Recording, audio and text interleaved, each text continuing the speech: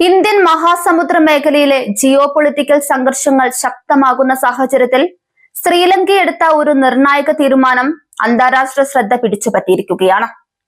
അമേരിക്കയുടെ അഭ്യർത്ഥന പ്രകാരം സിവിലിയൻ വിമാനത്താവളത്തിൽ മിസൈൽ ഘടിപ്പിച്ച യുദ്ധവിമാനങ്ങൾ നിലയുറപ്പിക്കാൻ അനുവദിക്കണമെന്ന ആവശ്യം ശ്രീലങ്ക സർക്കാർ വ്യക്തമായി നിരസിച്ചതാണ് ഈ ശ്രദ്ധയുടെ കേന്ദ്രബിന്ദു.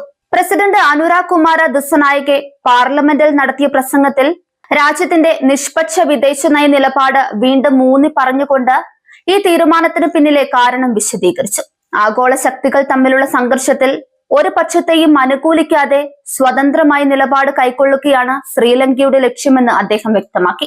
അമേരിക്ക ഫെബ്രുവരി 26 സമർപ്പിച്ച അഭ്യർത്ഥനയിൽ ജിബൂട്ടിയിൽ നിന്ന് തെക്കൻ ശ്രീലങ്കയിലെ മട്ടാല അന്താരാഷ്ട്ര വിമാനത്താവളത്തിലേക്ക് മാർച്ച് 4-നും 8-നും ഇടയിൽ 2 യുദ്ധവിമാനങ്ങൾ മാറ്റി നിലയുറപ്പിക്കാൻ അനുമതി തേടിയിരുന്നു. ഈ വിമാനങ്ങൾ സാധാരണ ഗതാഗതത്തിനുള്ളതല്ല, മറിച്ച് കപ്പൽ വേധ മിസൈലുകൾ ഘടിപ്പിച്ച സായുധ യുദ്ധവിമാനങ്ങളായിരുന്നു. ഇത്തരത്തിലുള്ള സൈനിക സാന്നിധ്യം ശ്രീലങ്കയുടെ ഭൂമിയിൽ അനുവദിക്കുന്നത് പ്രാദേശിക സംഘർഷത്തിൽ നേരിട്ടോ പരോക്ഷമായോ പങ്കാളിത്തം വഹിക്കുന്നതിനോട് തുല്യമാകുമെന്ന് സർക്കാർ വിലയിരുത്തി. അതിനാലാണ് ഈ അഭ്യർത്ഥന നിരസിച്ചതെന്ന് പ്രസിഡന്റ് വ്യക്തമാക്കി.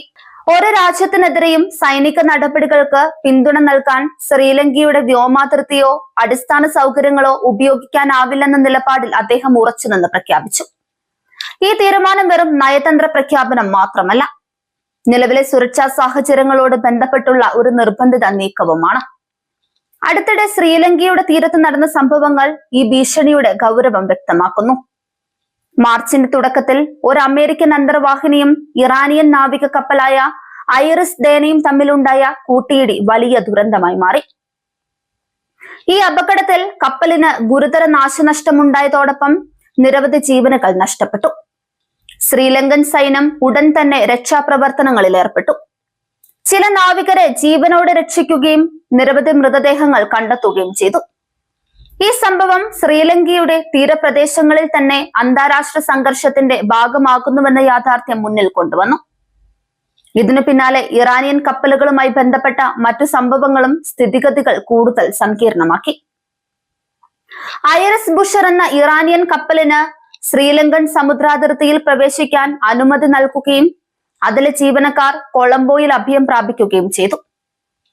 അതേസമയം ഐറിസ് ലവാൻ എന്ന മറ്റൊരു കപ്പൽ ഇന്ത്യയിലെ കൊച്ചിയിലേക്ക് തിരിഞ്ഞു.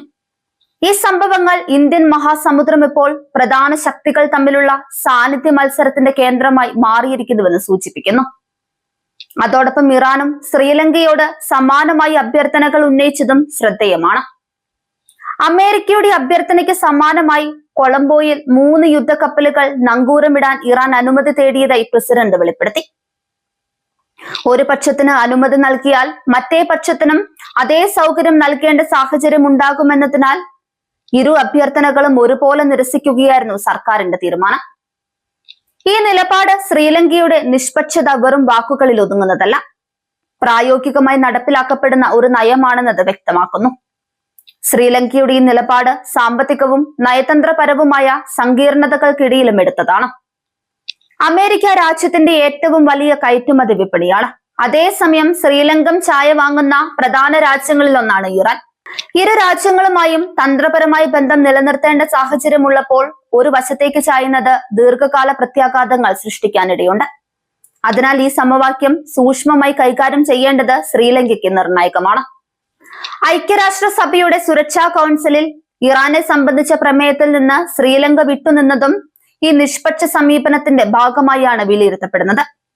ആ പ്രമേയം നിലവിലെ സാഹചര്യത്തെ പൂർണ്ണമായി പ്രതിഫലിപ്പിക്കുന്നില്ലെന്ന നിലപാടാണ് സർക്കാർ സ്വീകരിച്ചത്. ബാഹ്യ സമ്മർദ്ദങ്ങൾക്ക് വഴങ്ങാതെ സ്വതന്ത്രമായ വിദേശ നയം തുടരാനാണ് ശ്രീലങ്കയുടെ പ്രതിജ്ഞയെന്നും പ്രസിഡന്റ് ആവർത്തിച്ചു.